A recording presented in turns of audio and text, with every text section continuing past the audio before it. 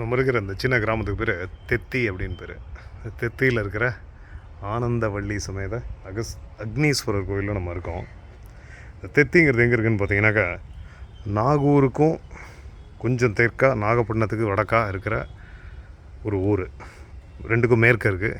ஈசிஆர்லேயே இருக்குது இந்த கோயில். வந்து ஈசிஆர்லேருந்து ஒரு இறக்கத்துலேருந்து பார்த்தா தெரியும். It is so close to activity, but யாருமே இல்லை. உள்ளே ஒரே வௌவால் நாத்தம், வௌவால் எச்சங்களாக கிடக்கு. அதை கூட யாருக்கும் க்ளீன் பண்ணுறதுக்கு முடியல போல இருக்குது.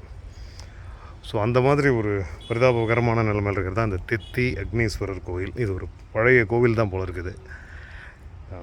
இந்த சுவாமியை பற்றி ஏதோ ஒரு இன்ஸ்கிரிப்ஷன்லாம் இருக்குதுன்னு நினைக்கிறேன். கீழே கருங்கல் திருப்பணி, மேலே மட்டும் கொஞ்சம் அப்புறமா செங்கல்லாம் போட்டிருப்பாங்கன்னு நினைக்கிறேன். இங்கே பார்த்தீங்கன்னா உங்களுக்கு தெரியும், கீழெல்லாம் பிரகாரத்தில் நடந்து வர்றது கொஞ்சம் கஷ்டமாக இருக்குது. முள்ளுக்குள்ளே இருக்குமோன்னு நினச்சேன், ஆனால் இது வரைக்கும் முள் இல்லை, யாரும் ஆளும் இல்லை. இந்த தெத்திக்கிட்ட நாகப்பட்டினத்தில் இருக்கிற 12 சிவாலயம் இருக்குது. நாகூர் இருக்குது, வெளிப்பாளையத்தில் சிவன் கோயில், அகஸ்தீஸ்வரர் இருக்கார் இங்கே. அதை தவிர பாலையூர், பழையனூர், அழிஞ்சமங்கலம், சிக்கல், கீவளூர், புறவச்சேரி, பொய்கை நல்லூர், இந்த மாதிரி ஏகப்பட்ட சிவன் கோயில்கள் வந்து ஒரு 10 கிலோமீட்டர் ரேடியஸில் இருக்குது. கிட்டத்தட்ட ஒரு குறைஞ்சது ஒரு 30வது 40வது இருக்கும். அதான் வந்து இந்த தெத்தியோட கதை.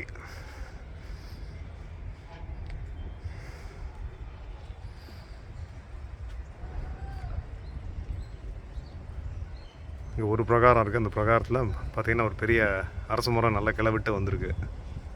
அப்படியே விட்டாது சாப்பிட்றோம். உங்களுக்கு கொஞ்சம் சத்தம் கேட்கும்னு நினைக்கிறேன். அங்கே ஒரு 150 மீட்டரில் இருக்கிறது தான் ஈசிஆர் பைபாஸ் போகுது. அங்கே இங்கே ஏதோ சிலைகள்லாம் உடஞ்சதை இங்கே வச்சுருக்காங்க, அழகான சிலைகள்.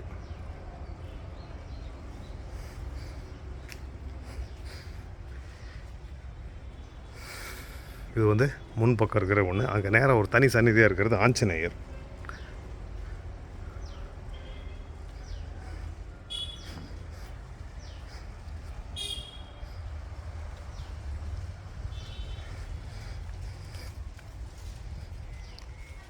இதுதான் ஒரு முன் மண்டபம். ரொம்ப வௌவால் நாற்றம் நாறுது. நிறைய கோயில் இருக்குது, இருந்தாலும் இதுவும் அந்த மாதிரி ஒரு கோயில் தான் இந்த தெத்தி கூட.